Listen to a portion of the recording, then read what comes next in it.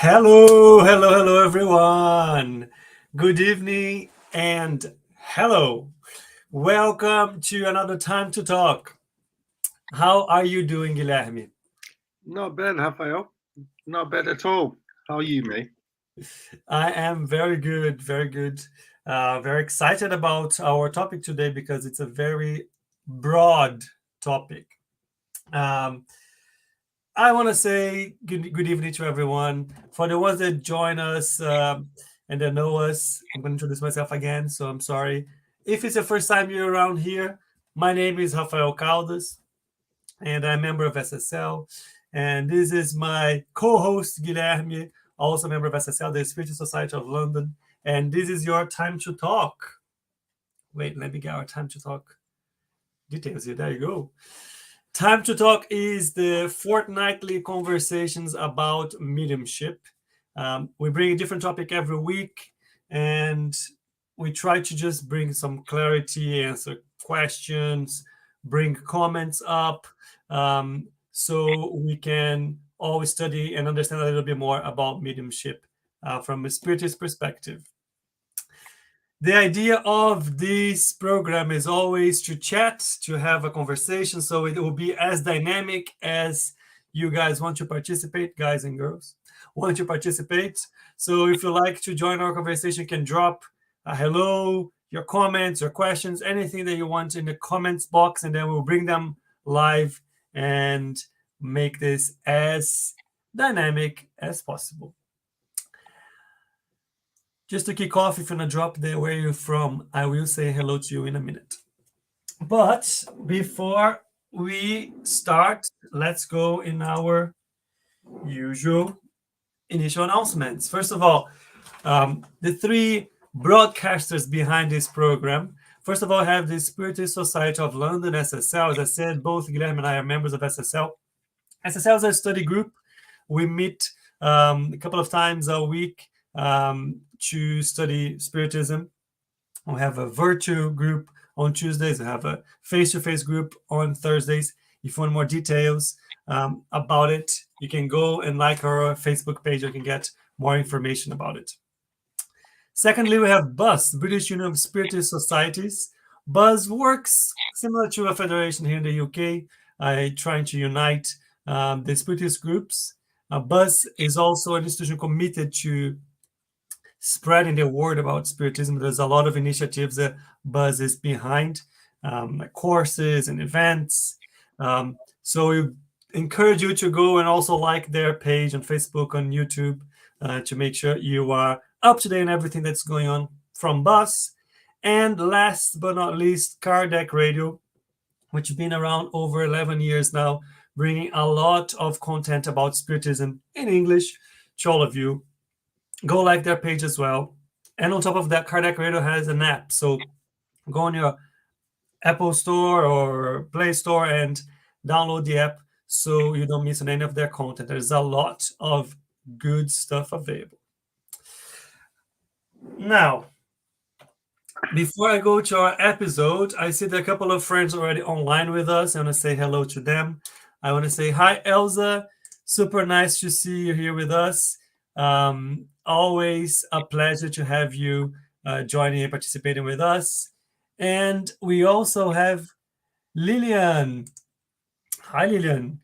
Talking to us all the way from Stockholm. Must be cold there. It's cold here in London. Very nice to have you with us, Lillian. Guilherme, episode 35, The Certainty of the Afterlife. I always start this our chat with the same thing. Like I will go to the person who suggested the theme and I'll ask, but why did you suggest this theme? And you were tricked. And I asked you a suggestion for the theme and you gave me the suggestion and we ran with it. So my question to you is, why did you suggest this theme for tonight? Rafael, first of all, now that I know your tricks, I won't fall again. But jokes apart, I think that we had 34 events where we have had different topics, interesting topics, some more than others, of course, but all of them related to mediumship. On the beginning, that was our goal, right? We speak about mediumship, speak about everything related with mediumship. Perhaps we managed to do something about it so far. And when you asked for a suggestion, what came to my mind is, which is the best tool we have to give us the certainty of the afterlife, right? In my opinion, mediumship is the answer. Because something that I like to say is that when someone asks me, do you believe in the afterlife? No, I don't. I know it exists. It's different. When you believe in something that you don't know yet, or you're trying to convince yourself about something, but you're not that sure. And I cannot say that. Through mediumship, through the examples we have, through the practices we have, I cannot say that I have any doubt about the afterlife. I'm, I assume that it's still people, even in the spiritist realm, thinking like, well, yeah, but but I cannot. I was exposed to so many phenomena, so many different opportunities to see spirits talking even different language not even known by the medium. And I don't see any better explanation than, yes, there's something, there's something else, you know. And then when you start to consider that there's something else, then you open the possibility to study, to do research, to evaluate things around you with a different pair of eyes. Funny enough, our study before the time to talk, we had few examples, and this is not something that started with the Spiritism. That was something that started way and way before even Christ. So we always had that level of information. I guess we always had fear about that information, but we also had curiosity about it, because curiosity drives us to move on, drives science, drives everything. So that's why I suggest that topic. Funny that you mentioned the study that we were discussing beforehand, and the so we were studying a passage from, or the beginning of the Gospel according to Spiritism, which, by the way, is available for everyone. If you want to download, you can download the line from the Buzz website for free.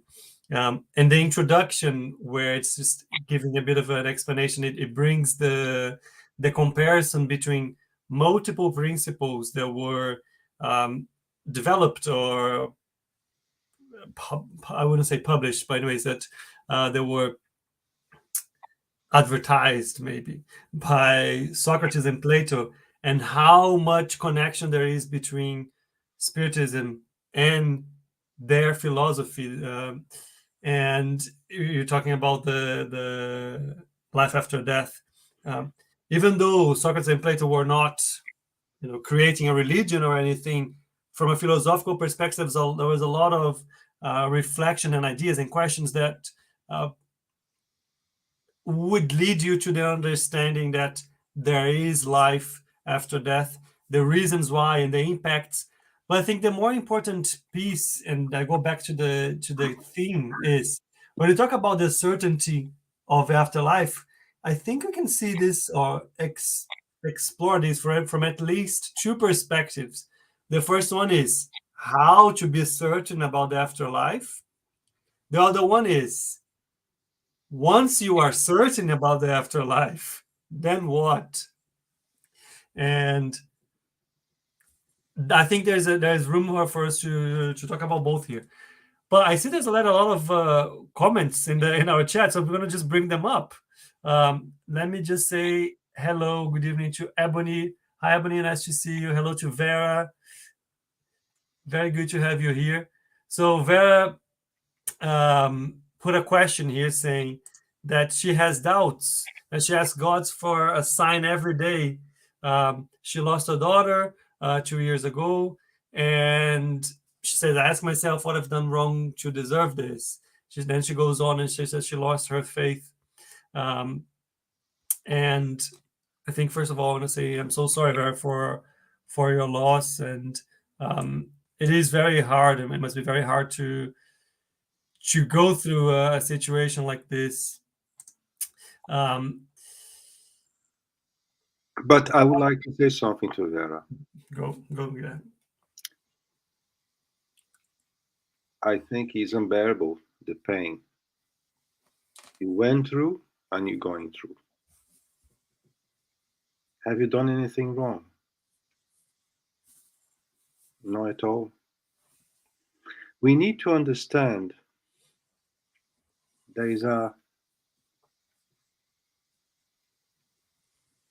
force in the universe, not to use the name God. There is a force in the universe who drives everyone and everything. Everyone you spend the time here in the incarnation that is required to.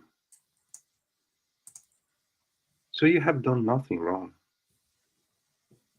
But what she came here to learn in this opportunity was achieved. Yes, the distance does create a lot of pain. I know. But the distance is not forever. The distance is just a time. You have to go through it. And this is not a goodbye, it is a farewell. The understanding of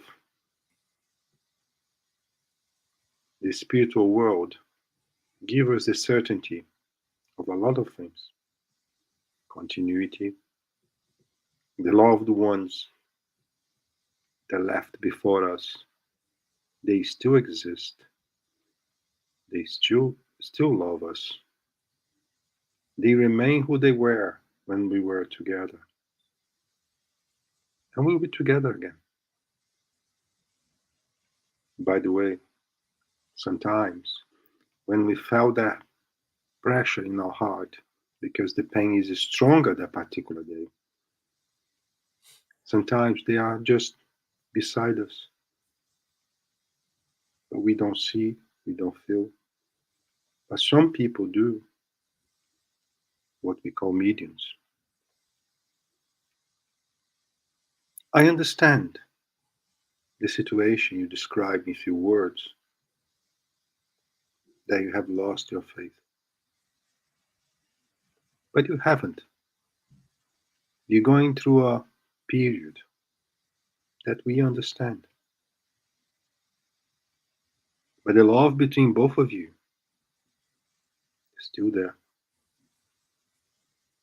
Give yourself a bit of time.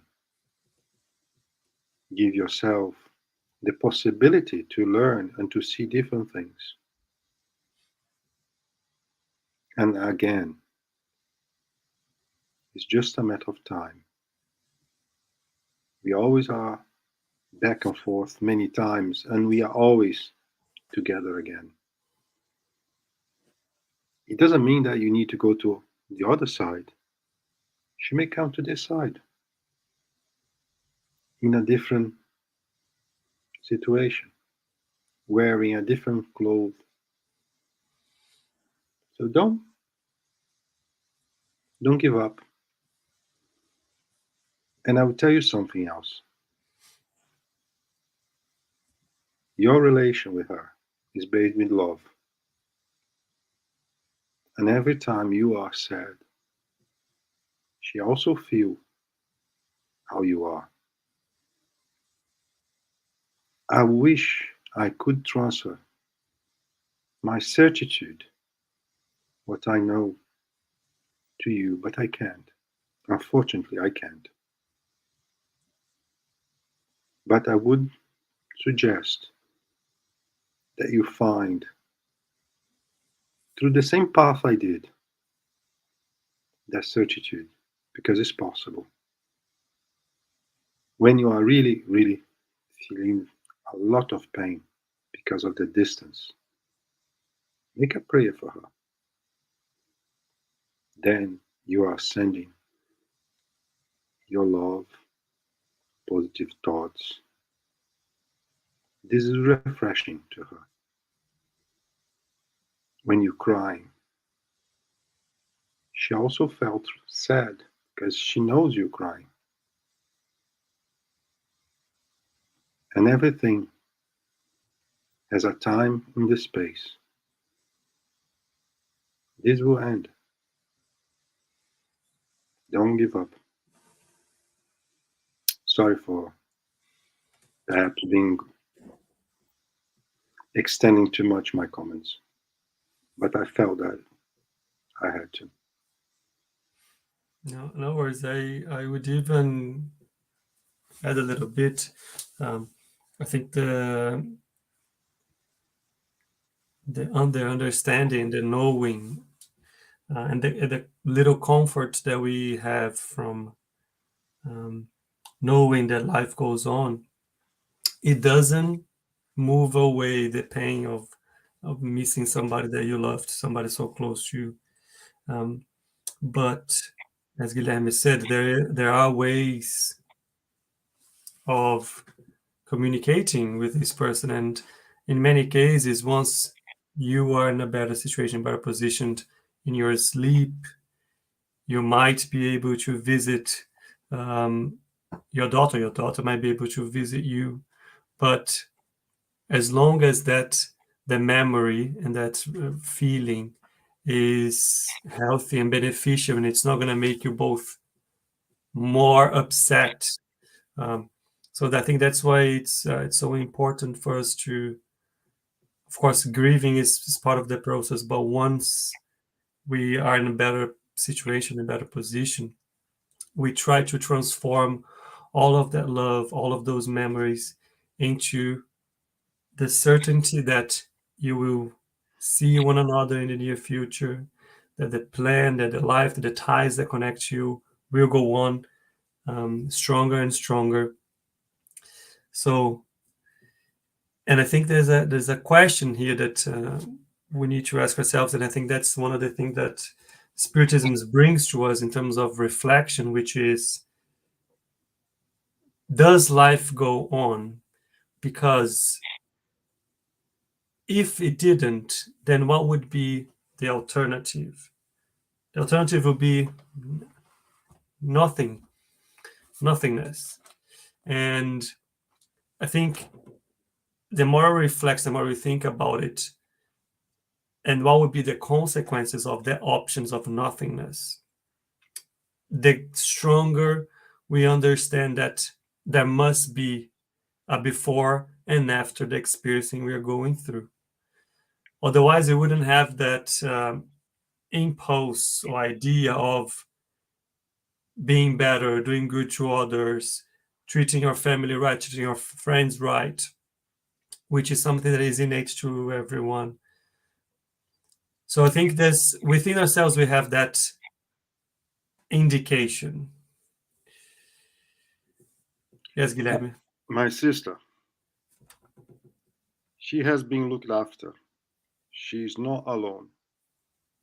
There are groups on the spiritual world with plenty of infants like your daughter,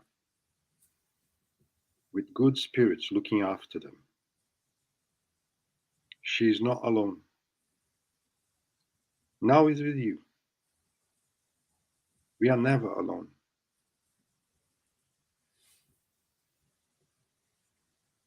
Give time. Give time. She is not alone.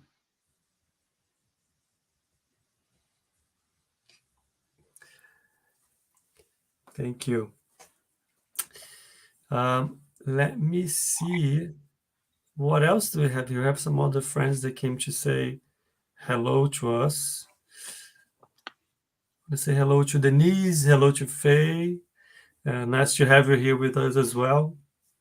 And I have some comments also from Elsa, bringing a different element to this conversation, which is science. And she brought a couple of comments here I'm going to bring up. One of them: scientists from the University of Belgium examined the narrative of around 150 patients who survived clinical death. Most patients experienced three sensations: peace, movement through the tunnel, and the light at its end. There are also people who claimed body leaving experience. It is impossible not to open doors in science for that afterlife. Very nice that Elsa brought up this element of science, because I do have a little video that I want to share so we can take a look together and see what we think of it. Because Guilherme is talking about there is the certainty that comes from studying and working with mediumship. But there are also other experiences that we have every day in different groups of every day that give us that indication. And that's what Elsa was talking about. So let me share my screen here. And let's take a look.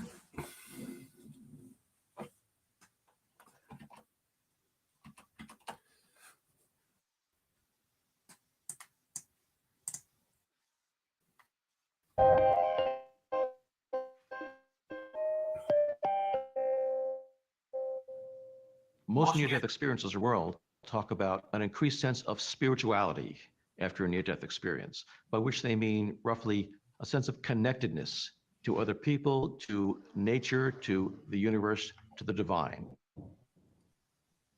One of the questions that people often ask about near-death experience is whether they provide proof that we survived death. They don't provide proof for other people. They certainly provide proof for the experiencer, but not for the rest of us. But there are some experiences that do provide something that's at least evidence, if not proof. And those are cases in which the experiencer encounters a deceased individual who is not known at the time to have died. One person that I know, Jack, was hospitalized in his mid-20s, and he had one nurse who worked with him every day. And one day she told him that she was going to be taking the long weekend off, and there'd be other nurses substituting for her. And while she was gone, he had another respiratory, had to that, or he had himself in a beautiful scene, and there to his surprise was this nurse, Anita, walking towards him.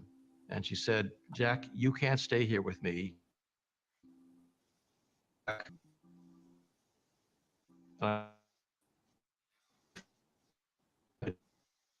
And in his hospital bed, she got very upset and left the room in a hurry.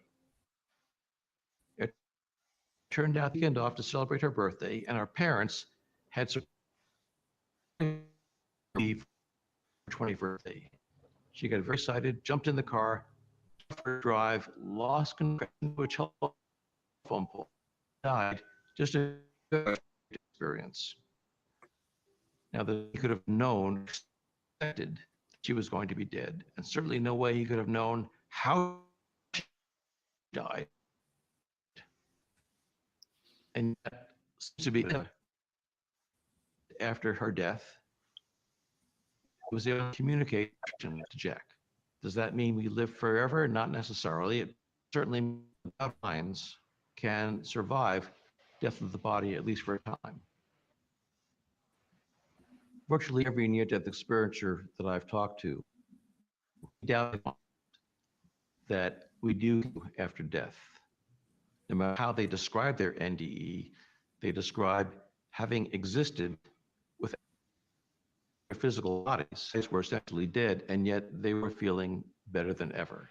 There's got to be more to the world than just the physical realm to explain these events.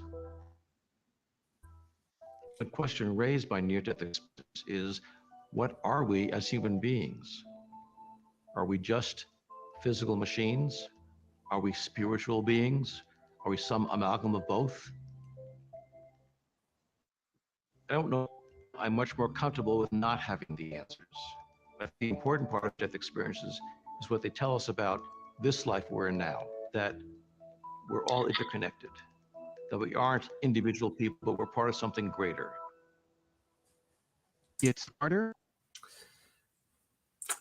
So this video is from this channel, Big Think, and it's not a Rafael, spiritist channel. And it's, can you yeah. can you share the link on the chat, or even show a bit better that screen, because it was breaking up a lot. So I'm not sure if it was only me or for everyone. Well, I will put the link in the chat then. I can summarize quickly what he described. He's a neuropsychiatrist or psychologist, and he was studying a near-death experience. He talked about a person that he knows that was in hospital, and they had a near-death experience and had a respiratory incident. And there was this nurse that used to be with them in the hospital every day, and the nurse went away for a long weekend.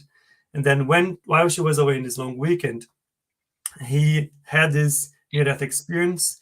And then when I described that, and he found himself in this place, and he met this nurse that used to take care of him. And then the nurse went to him and say, "You should not be here. You need to go back to your body. And please tell my parents that I love them. And I'm sorry that I wrecked the red RGM, or anyways, a car." Then when he was back in his health and alive again, let's say, first nurse that walked into his room, he went talked to her and told about his experience. And then the nurse got very upset and left, because what happened was this nurse that he met in his near-death experience, during that long weekend, which was her birthday, her parents had gotten her a new car, which was the color and the brand that he mentioned. And then she got into an accident and had passed. So in this specific example, not only there was a certainty about, for the person who experienced a near-death experience, but there was also an element of the interconnection, because there was no way he knew everything that was happening with this other nurse that wasn't there. And I'll share the link for everybody to take a look afterwards.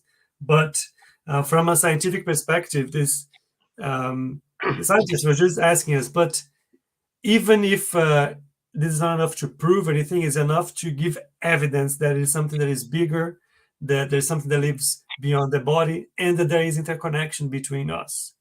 And he says that there isn't enough answers for him in that case alone, but in many other cases.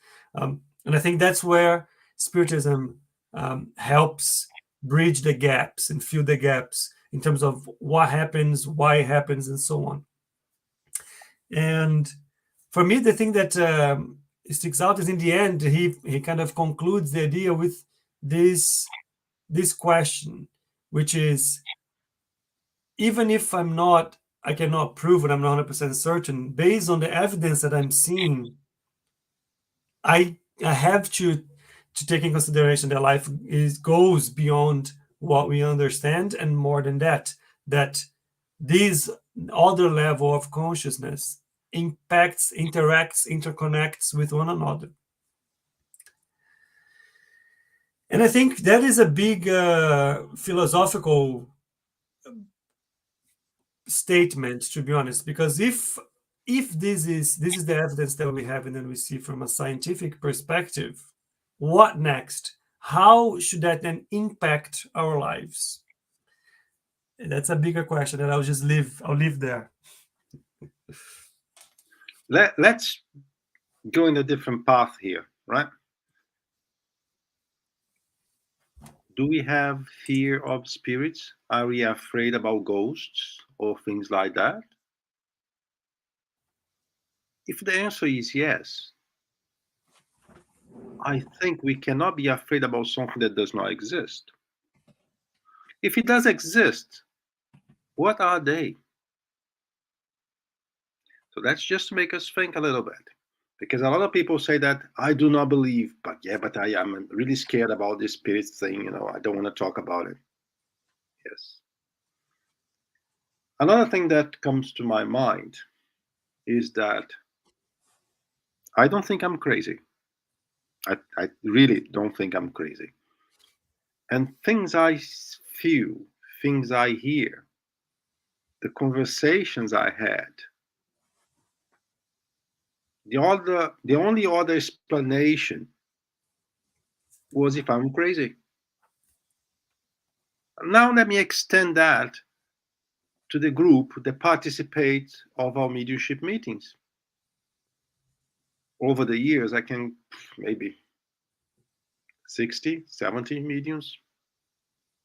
There's a lot of crazy people out there, and there's a lot of crazy people out there doing good, helping spirits, helping others. I don't think they were crazy. Not at all. So why I'm throwing that on the fan, just to make us think that, well, yeah, there's something I do not know, and that's fair enough. It's not because you do not know that they do not exist, and that's not a possibility. From time to time, these spirits, they come closer to us, they give us a hug. We can feel it. Sometimes we cannot interpretate it. It's a bit of shivering, it's a bit of cold, it's a bit of what's that, And sometimes that. There's a lot of things that sometimes we are not used to perceive, but would be enough to give us a bit more certitude of the continuation of the life. Because death does not exist. What exists is that we leave behind our physical body that we do not need anymore. But we still have a body, what we call a spiritual body, with the same sensations. The heart is still beating in a different status, but is still. How to prove that? I believe that, as Elsa mentioned here, science is coming together slowly, but it's coming together. Little information here, little information there. There are universities that now you have to go through some classes of spirituality. There are universities that is studying in depth this phenomena. Some countries recognize even disease caused by the spirits related to obsession. This is not a religious thing. There's nothing related to spiritism. This is a government document that mentioned this as one possible cause of disease. So we are coming together. And eventually, as we get more and more experiences, more and more exposed to that type of thing, it will become normal. If you had an opportunity to travel to Japan, for example, regardless if they have or not religion, they are very spiritualized. They know they will go, they will come back, and they did that many times already. If you go a little bit to India, they also have the same perception. As we were studying earlier today, the Greeks, Socrates, Plato, they had enough information even before Christ. But we still prefer not to believe. The worst is the materialism against the spiritualism. Not religion again. Two philosophies. A materialist. When I die, that's it. Nothing's left. And some of them, they come to the mediumship meeting later to find out that it's not really like what they thought. But which one is the worst enemy of the spiritualism, the life after death? Is the materialism. Because we truly believe we are just a bunch of chemical reactions. And when those physical chemical reactions stop, that's it. But the day we realize that it's something more than that, then we have another problem.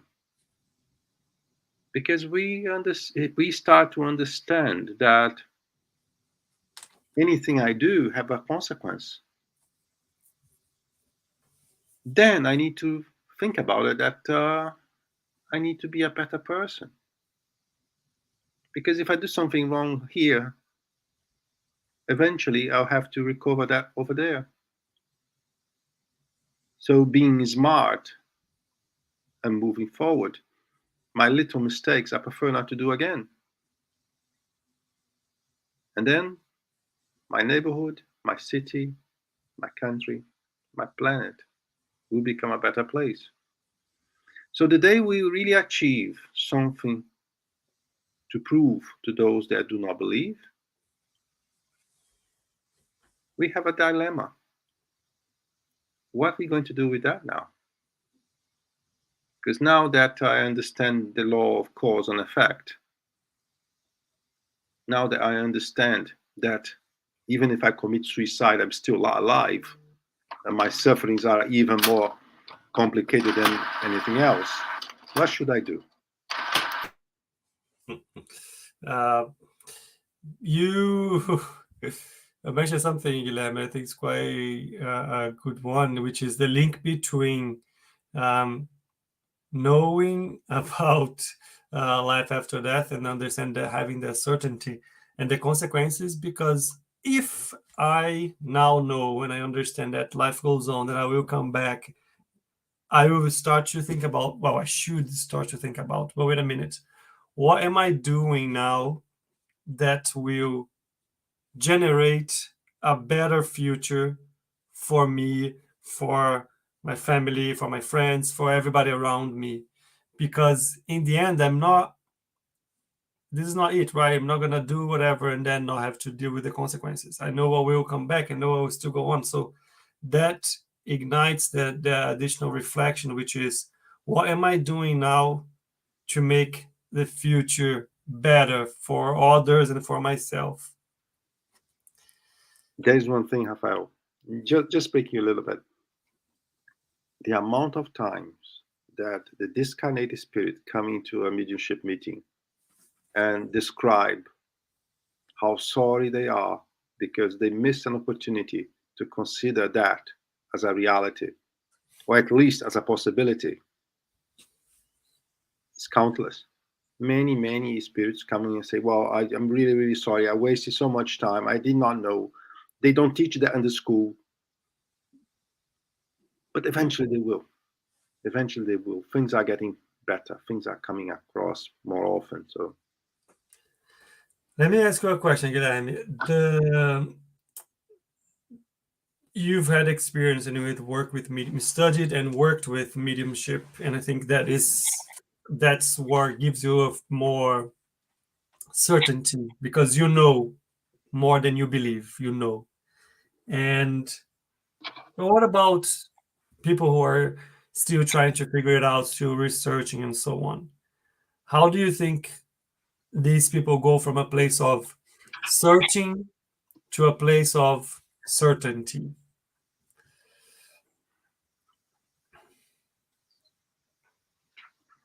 let me think.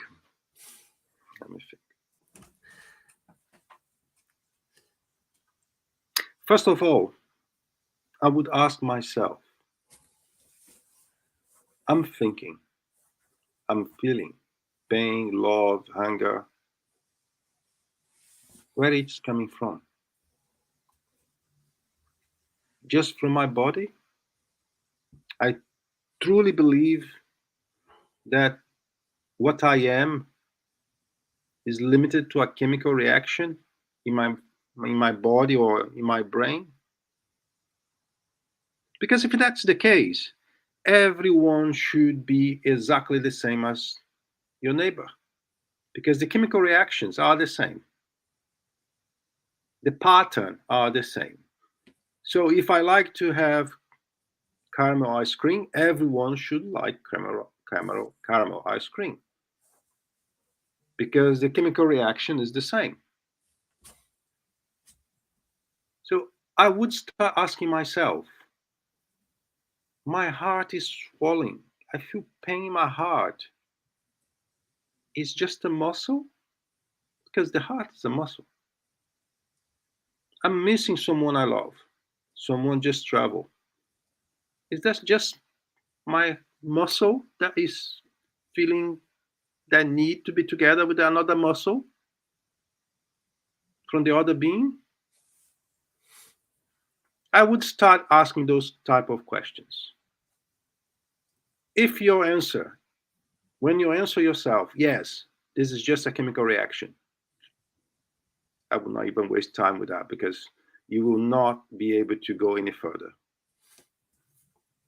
But if you start to realize that one muscle in my chest cannot be hurting another person's heart in his chest, must be something else. I may don't know what it is, but must be something else. If, let's say, siblings, twins, with the same ADN, they think different, they like different things, they follow different paths, there must be something else. And this question that you may have at the end, massive question mark, will give you an opportunity to start to do some research. In my case, in particular, the only place I was able to find answers was in the Spiritism. I could not find elsewhere. I'm not saying they do not exist. I'm saying I could not find elsewhere. When you start to get acquainted with a different type of knowledge that you never considered before, you have more questions than answers. But be sure that you will find all the answers within as well. It's just a matter of looking in the right place. I'm talking about Spiritism, of course, because all the answers are there. After that period of exercise, of study, if you like, if you do have the opportunity to go into the practice, and then we come to that point where we need to ask ourselves, what is that? How is that possible? How many different information is coming? And then, just to give an example to give a more clear picture, how would be possible someone receiving a message, written or oral, in Japanese if he only knows how to speak in English? What is that? What is happening? How is that possible? The answer is there too. How is it possible to me to speak about science if I have no clue about science? How is it possible to me to say something about your loved one if I never met you? I have no information at all about you. How is that possible? Once again, we open a different can with a lot of questions. And that's why we are here anyway, to learn. It is a continuous learning process. But it all depends to how far we really want to go. As I said a couple minutes ago, if I truly believe everything is a chemical reaction. And the only thing I can say, I feel sorry. But I even can tell you something. One day, we all will find out what is true, what is not. Is the day we die. The day we die, the mechanism is the same to every human being. And in that moment, we may be facing a situation where we may not understand, because I killed myself and I'm still having the same pain. I killed myself and I still see other beings communicating, talking, walking left and right. Why I'm using the example of a suicide? Because we see that very often. The spirits that have committed suicide coming to the meeting saying, what I have done. My pain now is worse than was before. So I would start by there, Rafael. You mentioned something that is very interesting, because you went from a questioning perspective, and I think that's probably the main thing, that it needs to be in your interest to investigate and reflect upon those things, like the ultimate philosophical questions: who am I, where do I come from, where am I going to, why I'm here, those kind of questions, that starts to ignite thought. And when Guilherme goes and talk about the assessment of different personalities for people that were brought up in a very similar environment, sometimes the same family, sometimes even the same genetic code, and of course there's always an element of the influence of the outside and how you're brought up, but the level of distinction between a response, personality, feelings, ideas, etc., wouldn't be able to be justified by just environmental conditions. But there's another element here, because why is it important? And Guilherme also touched that point. Why is it important that it comes from your own questioning? Because that's what will guide you. The interest is what will guide you in terms of your reflections, your studies, your investigation. It's not, and I have that very close to me. I have very, very good examples of people who are very close to me that they don't really believe in anything. They call themselves atheists or agnostic. And when we start to have big conversations about this, in the end, we get to a point where what comes down to is that they say, look, in reality, I don't care. It's not that I strongly believe or disbelieve. It's just that I'm not really interested. I don't care. And you can't really argue against that, right? I think in the end, people have their own journeys, and it needs to come from them if they want to investigate, understand, and the reasons behind it or not. So that's one thing. The other thing, which I think it's super important to keep in mind, is why are we trying to understand and investigate this, right? I remember seeing a specific, I think it was a documentary or something, and when there was this family, there was this son of this guy, and he was really trying to use mediumship and to contact his deceased father. And he kept just searching and going from medium to medium. And even though he had received some hints and indications that could have been his father, he was just restless. He just really wanted a very concrete, absolutely no questions, that was his father, and this and that. And then I think we end up missing the point, which is, why are you trying to get, what kind of confirmation you want, and why are you trying to do that? Because it goes back to the element of what we do with this information, right? Proving the point, if the idea is just, I just need to prove the point, I just need, then you are missing the bigger point, which is, how should I be living my life, understanding now that life goes on? Because you might end up closing your view and your interest into something, and you're missing out everything else that you should be taking out of it. I'm seeing Faye dropped us a question, so I'm gonna bring it up. Given that we come to realize the continuation of life, or indeed recognize it after we have passed on, what process is that that makes us forget the notion as we incarnate again? Interesting question. There's enough here to have like a full episode, but we still have some time, so I think we should definitely try to address. And judging by Guilherme's smile, I think he has something in his mind. Yeah. To start with, not everyone understands his or she's own condition right after the death. A lot of spirits that do not believe in God still do not believe in God. A lot of spirits that are Catholic remain Catholics. A lot of spirits that are Buddhist remain Buddhist, and so on.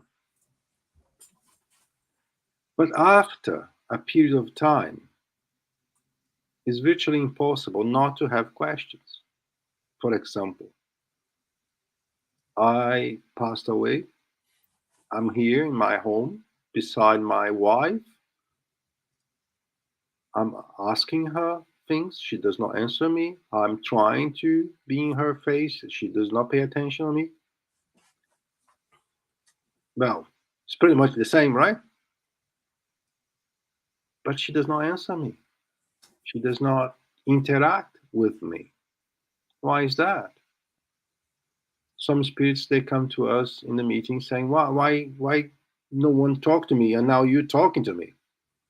Because they could not realize even that they have left the physical body behind. So there are several cases.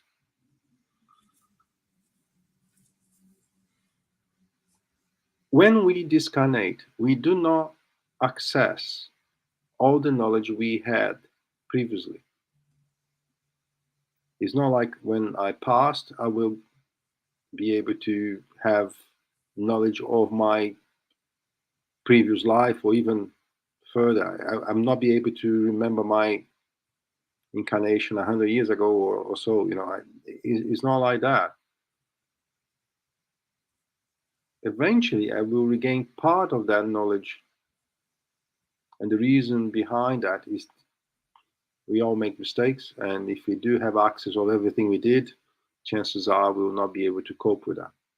Because not too long ago, we were killing people for no reason at all. Well, we still do, but 300 years ago was worse. 1,000 years ago was much worse. And we regain that conscious about what we really are gradually, slowly. It's not like I pull the plug and I'm jump on the other side and everything is there. I understand everything. No. But on the other side, we are exposed to the same mechanisms. Regardless what we believe, what we want to believe, but we are exposed to the same mechanisms. And when we pull the plug from this end to the other end, it is really a continuation of what we were on Earth, really. I do not become a saint just because I died. I move to the other side with the same characteristics.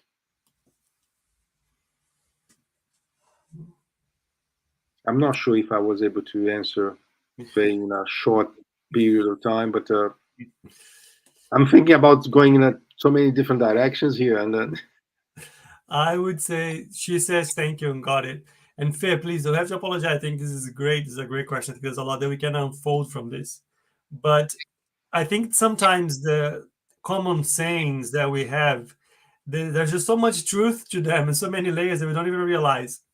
And what comes to my mind is ignorance is a blessing, right? I think this is a phrase that we hear sometimes, and Guilherme touched it very, very briefly in that specific item, but imagine remembering all of the mistakes and issues and problems that we caused. And not only that, imagine everything that we suffered as well, the problems and mistakes and issues that other people committed to us and made us as a victim of the consequences of. And how much more difficult would it be to see past that and forget and forgive and carry on and develop a new relationship based on positive things instead of nurturing that, feeling of victim or revenge or whatever. So there's a lot of that as well.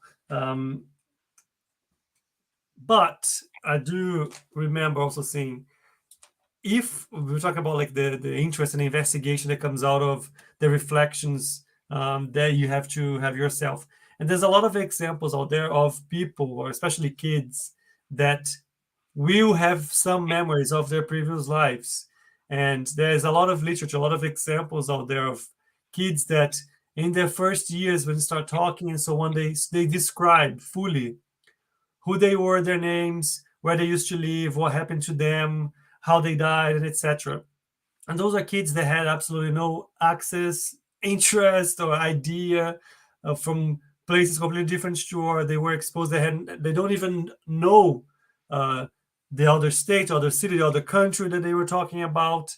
And then people go and investigate, and all of the details that they shared with them were true.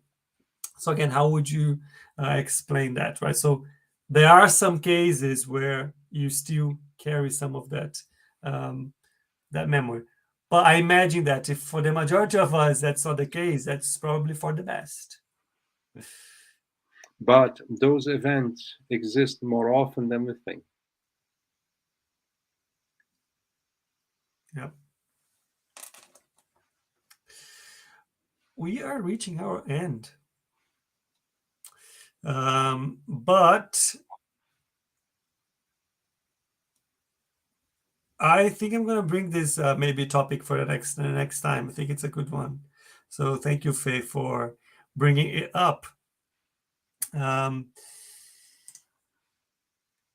before I say the announcements, is there anything else you want to say, like to close, or? I wish I could transfer